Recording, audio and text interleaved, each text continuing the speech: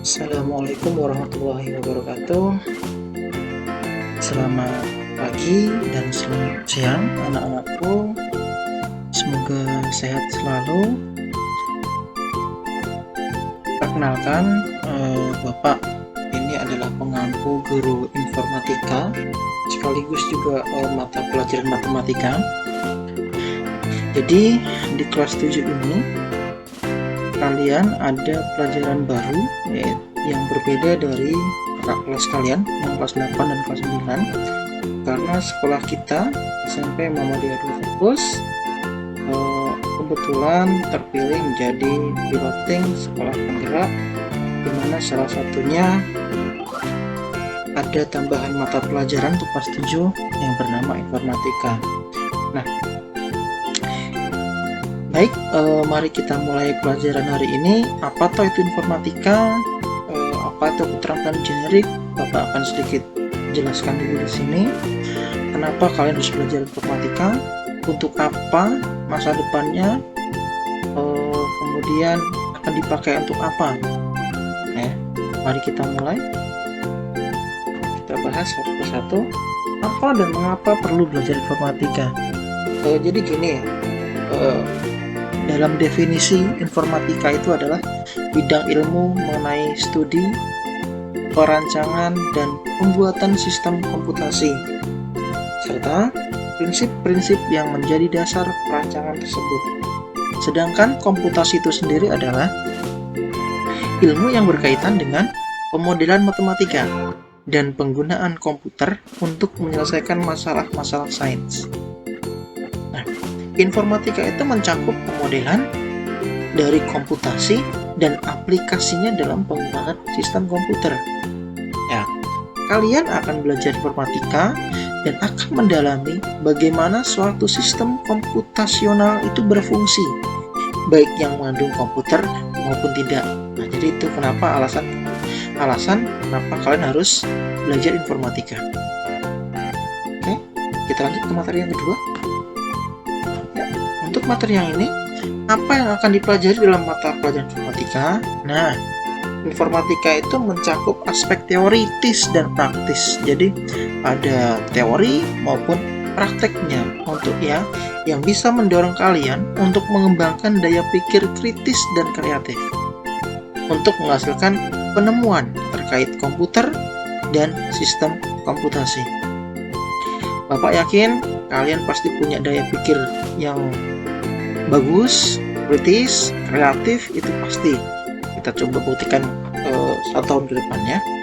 Kalian akan mempelajari bidang-bidang pengetahuan informatika yang dikelompokkan menjadi berpikir komputasional, teknologi informasi dan komunikasi, sistem komputer, jaringan komputer dan internet, analisis data, algoritma dan pemrograman, dampak sosial informatika, dan praktika lintas bidang. Nah, kalau dalam bahasa Inggris, bidang itu disebut dengan computational thinking, information and communication technology, computing system, computer network, data analysis, algoritma and programming, social impact of informatics, dan computing practice. Ya, jadi itu yang akan kita pelajari ya. Jadi ada banyak ya. Tidak perlu takut, tidak perlu berkecil hati. Insya Allah untuk SMP kita udah terkait dengan lab, kita sudah siap dengan labnya ya. Kemudian kalau mau praktek kita udah siap dengan labnya ya. Tidak perlu takut, mari kita belajar bersama-sama. Kemudian apa yang dipelajari di kelas 7 ya, agar kalian bisa menyiapkan diri menghadapi masa depan dengan kemampuan yang mencukupi dalam mata pelajaran informatika ini, kalian akan belajar berikut ini ya. Jadi untuk menghadapi masa depan, kita tidak tahu masa depan kita akan seperti apa. Bapak ibu kalian dulu pernah tidak membayangkan bahwa sekarang ada smartphone yang bisa disentuh ya, itu tidak akan terbayang ya. Makanya untuk menghadapi masa depan kalian, siapa tahu 20 atau 30 tahun yang akan datang, semua berbasis dengan AI teknologi. Di sini Bapak akan memberikan pemahaman sedikit ya, sedikit dari pemahaman yang Bapak dapat. Oke, apa yang kalian pelajari di sini? Yang pertama adalah harus bisa berpikir komputasional. Dalam materi ini, kalian akan belajar menyelesaikan persoalan-persoalan sehari-hari yang dibaliknya mengandung berbagai macam konsep keilmuan seperti informatika, matematika, sains, atau ilmu sosial. Kalian diharapkan bisa berpikir komputasional. Yang kedua, teknologi, informasi, dan komunikasi. Dalam bagian ini, kalian akan belajar cara membuat karya digital. Contoh, ya, membuat video edukasi yang diupload di YouTube, ya, atau berkomunikasi via surel. Ya, surel itu adalah surat elektronik atau yang namanya email. Ya. Berkomunikasi via email, misalkan ngirim email sesama teman atau ngirim email dengan bapak ibu guru menggunakan Google Classroom, itu juga termasuk ya. Kemudian menggunakan peramban untuk mencari informasi. Peramban itu adalah alat yang digunakan kalian dalam mencari suatu informasi. Peramban di sini banyak ya. Bisa ya, kalau kita mau buka Google itu kan ada aplikasi untuk bisa membuka Google ya, yang namanya adalah browser. Browser itu banyak banget. Jadi ada Google Chrome, ada Mozilla, ada apa lagi? UC Mini, ya seperti itu namanya Chrome. Chrome itu digunakan untuk mencari informasi. Alatnya namanya adalah peramban ya. Peramban. Kemudian serta mengelola file dalam folder. Nah, kalian diminta untuk bisa mengelola file kalian dalam sebuah folder. Folder itu ibaratnya kalau dalam rumah ya, folder itu dinyatakan sebagai lemari untuk menyimpan pakaian maupun data dan lain sebagainya ya. Lemari atau rak itu namanya folder. Yang ketiga, kalian diminta untuk belajar tentang sistem komputer. Dalam materi ini, kalian akan belajar mengenai definisi komputer itu apa, komputasi dan sistem komputasi bagaimana, bagian-bagian utama komputer dan fungsinya, interaksi perangkat keras dan perangkat lunak dengan piranti lain yang terhubung. Nanti kita akan pelajari di sini. Jadi informatika itu tidak hanya mencakup komputer saja, belajar komputer, tetapi kalian diusahakan adalah untuk bisa bisa mencakup semua bidang dalam informatika. Nah, ini salah satunya adalah pengenalan komputer tadi ya, mengenai bagian-bagian komputer, interaksi perangkat keras dan perangkat lunak, dan piranti lainnya. Nanti akan kita bahas di pertemuan selanjutnya. Yang keempat, kalian harus bisa menganalisis data. Dalam bagian ini, kalian akan belajar tentang pengelolaan dan penyajian data bervolume kecil untuk tujuan tertentu. Harus bisa menganalisis data. Misalkan ada data. Ini ada data ini loh. Kalau saya baca ini, apakah kalau saya mau ke sana, apakah mampu? Apakah bisa? Ya, apakah bisa dengan data seperti data yang sudah saya sajikan ini? Apakah kita bisa mencapai sesuatu gitu ya? Itu analisis data.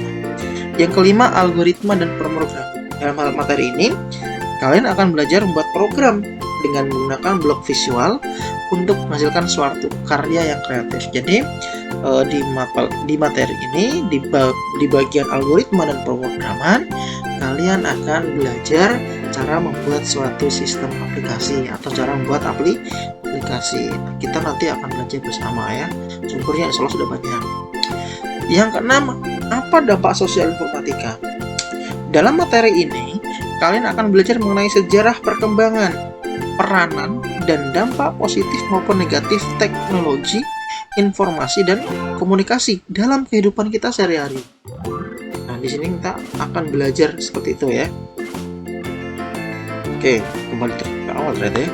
Nah, itu dia, kita akan belajar yang keenam. Yang ketujuh, praktikal lintas bidang. Artinya, selain pelajari materi-materi di atas, kalian juga akan kerjasama dengan teman-teman kalian untuk membuat karya dan mencoba menyelesaikan masalah menggunakan pengetahuan yang kalian dapatkan di atas tadi dari nomor 1 sampai nomor 6. Jadi di endingnya nanti adalah kalian harus bisa membuat